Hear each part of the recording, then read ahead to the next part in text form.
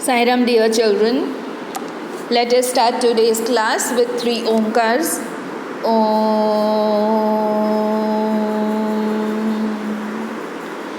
Om,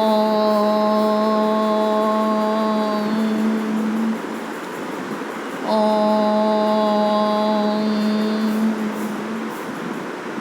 Sairam. The other day I had started lesson number 1, crop production and management. Today we will continue with the same lesson. We had seen that to grow more crops, the farmer should add fertilizers and manure. And I had also explained to you how manure is prepared and how fertilizers are prepared. Manure is prepared by making a hollow pit into the ground. In that all the decaying dead matter of plants and animals is added. It is mixed with the soil or sand, and then water is sprinkled on it to prepare manure. After maybe a month or so, if you will open and see, you will get manure. And fertilizer is prepared in the factory, and it is made up of nitrogen, phosphorus and potassium. Manure is more good, fertilizer is not so good, because after a few years the soil which was rich in fertilizers, it becomes dead. Okay, advantages of manure. The organic manure is considered better than fertilizers. This is because it enhances the water holding capacity of the soil. So, if manure is added to the soil, water holding capacity, it can accept or store more water in it. It makes the soil porous, due to which exchange of gases becomes easy. It increases the number of friendly microbes and improves the texture of the soil. So friendly which microorganism is friendly? Bacteria is friendly because it increases the nitrogen content in the soil. Another one which we require is the earthworm, which is the friend of the farmer. Now we come to irrigation. What is irrigation? In simple words, I will explain it to you. Providing water to the fields and farms through canals is called irrigation. So what is irrigation? Providing water to the fields and farms through canals is called irrigation. So all living beings need water to live. Same way the plants or the crops also need water. And from where do they get water? Sometimes the farmer gets the water from the pond or the lake or the river which is nearby. Of course, nowadays the government has built a lot of dams. So from the dams also canals are made through which the water goes to the nearby field or farm. Water is absorbed by plant roots. Along with water, minerals and fertilizers are also absorbed. Plants contain nearly 90% water. Water is essential because germination of seeds does not take place under dry conditions. Germination of seeds, that is the fibrous type of roots, do not develop if the seeds are dry. It will germinate only if it is wet. Nutrients dissolved in water are transported to each part of the plant. Water also protects the crop from both frost and hot air currents.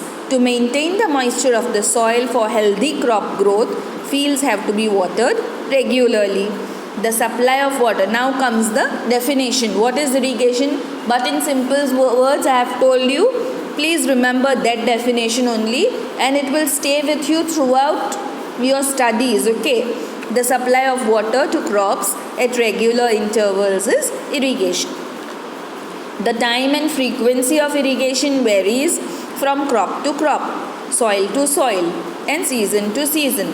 Also, some crops require a lot of water. Some crops require less water. In summer, the frequency of watering is high because the soil becomes dry very quickly. So, in summer, you have to water the fields regularly, more. Could it be due to increased rate of evaporation? Yes, the water in the soil gets evaporated quickly because of the sunlight. Sources of irrigation. The sources of water for irrigation are wells, tube wells, ponds, lakes, rivers, dams and canals. Traditional method of irrigation. Traditional means which was used in the ancient times. The water available in wells, lakes, canals is lifted by different methods in different regions and is taken to the field. Cattle or human labor is used in this method. So from the well, suppose the farmer takes out water with the help of a pot or a bucket from the well, and then he takes it to his field on a bullock cart or something like that, but this is very laborious. Also sometimes later on pump was fit into the well, and then the pump was directed towards the field. When the pump was switched on, the water would rise up and go to the field. But the problem being, many villages even today do not have electricity. This irrigation facility runs only if that particular village has got electricity. If there is no electricity, irrigation facility will be useless. So cattle or human labor is used. So these methods are cheap. The various traditional ways are pulley system. Pulley system means people going to the well to fetch the water from the bottom. That is pulley. Chain pump. Chain pump, as I told you, there is a pump fitted near the well which pulls the water out. Dekli and Rahat lever system. Pumps are commonly used for lifting water. Diesel, biogas, electricity, solar energy is used to run the pumps. Yes, of course, if electricity is not there in that particular village, then the pump can function with diesel, biogas and solar energy. Modern methods of irrigation. Sprinkler method. In the sprinkler method, what is done is pipes are put underground under the earth, and the plants are and these pipes have got hollow holes in it. Now when the plants are sown, the seeds are sown, the farmer sees to it that once in a day or twice in a day he will switch on the supply of water, and the roots will absorb only that much amount of water which is required by the plant. Extra water is not taken by the plant, so the plant will not be rotting, it will not rot. This system is more useful on the uneven land where sufficient water is not available. Yes, and like a fountain, the water will sprinkle out. The perpendicular pipes having rotating nozzles on top are joined to the main pipeline at regular intervals.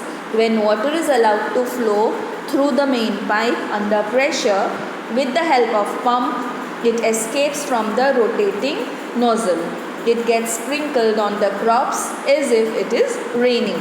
It is just like a fountain. The water goes and settles on the leaves of the plants. It gets sprinkled on the crop like it is raining. Sprinkler is very useful for lawns, coffee plantation and several other crops. Now drip irrigation. First, in the beginning what I told, that was drip irrigation.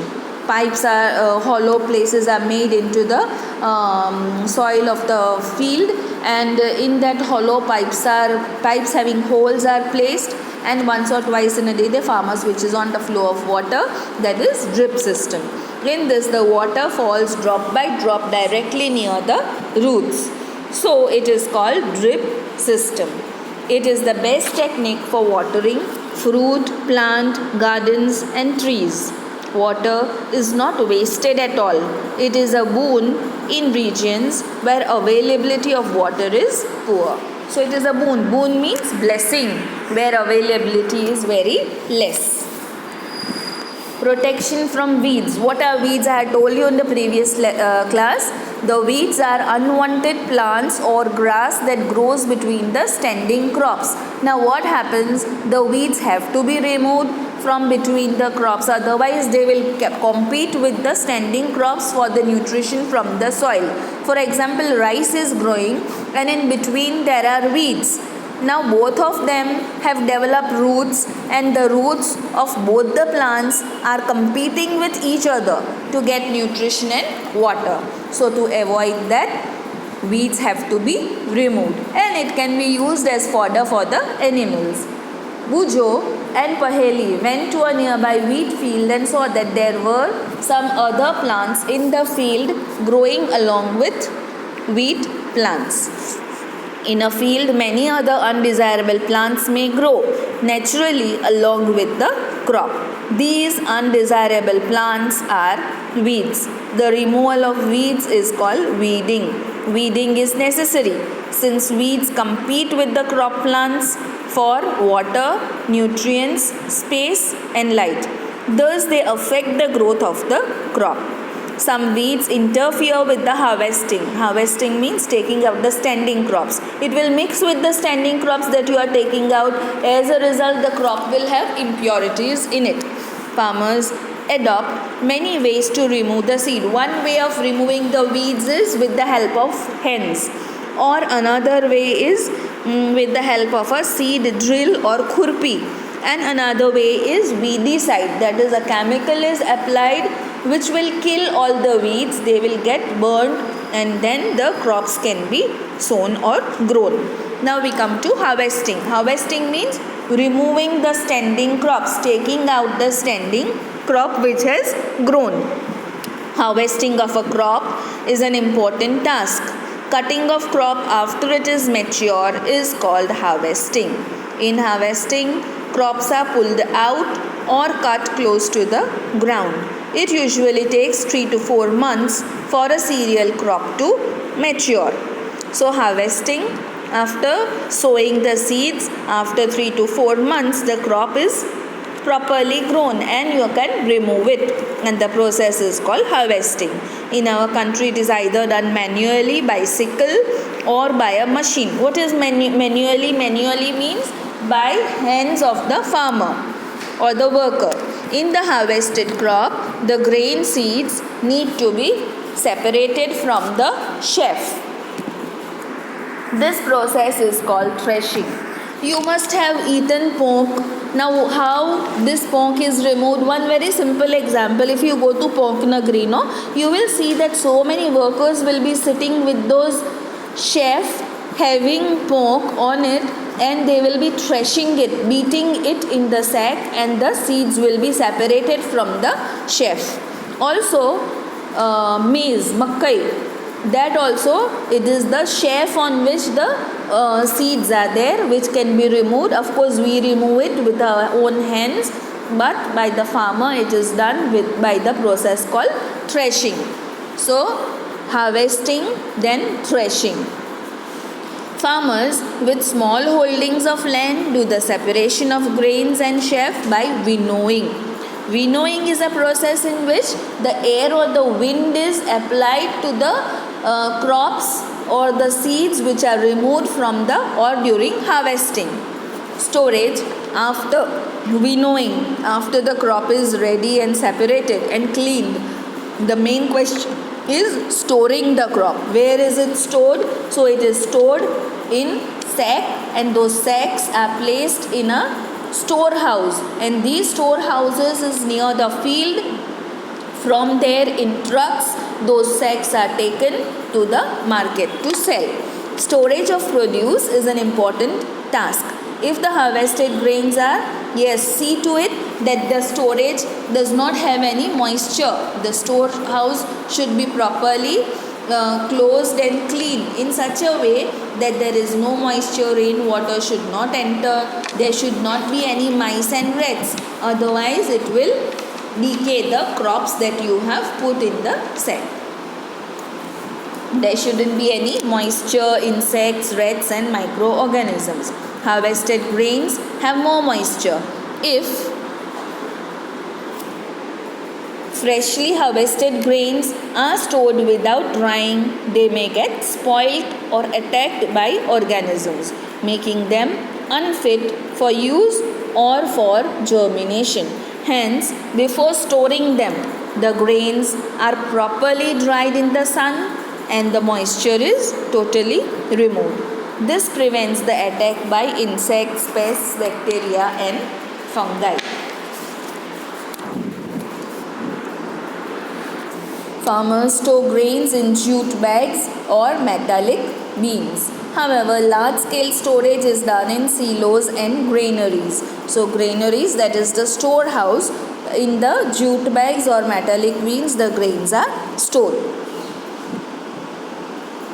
And they should be protected from pests, rats and insects. Dried neem leaves are used for storing food grains at home. So if your mother is storing rice or she is storing dal, tell her to put a few neem leaves which are very dry, because of which no insects will enter the grains. For storing large quantities of grains in big godowns, specific chemical treatments are required to protect them from pests and microorganisms.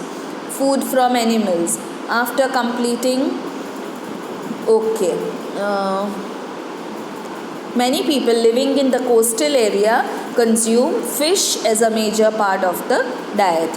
In the previous class, you have learnt about the food that we obtain from plants. We have just seen that the process of crop production involves a number of steps like selection of seeds, sowing, etc. Similarly, animals reared at home or in farms have to be provided with proper food, shelter and care. If animals are there, many farmers, they have two ways of earning money. One is agriculture. But if the land that they hold is very small, agriculture might not give them a proper amount of economic stability. At that time, what happens? The farmer keeps cattle at home. So from the cows and buffaloes, he milks them, sells the milk and earns a lot of money. Some of them even have the poultry farm wherein they hatch or rear the hens and chicks. And some of them even have ponds in which they have fish. So this is how they earn their livelihood. So animal husbandry is something in which the farmer earns by keeping domesticated animals at home. I will be sending question answers to you children. This is the end of the lesson. Please complete the question answers in your notebooks and by tomorrow evening it should be complete. Click photographs and send them to me. If you do not send the question answers, you will be marked absent. Okay? Enjoy your day. Have a nice day children. Sai Ram.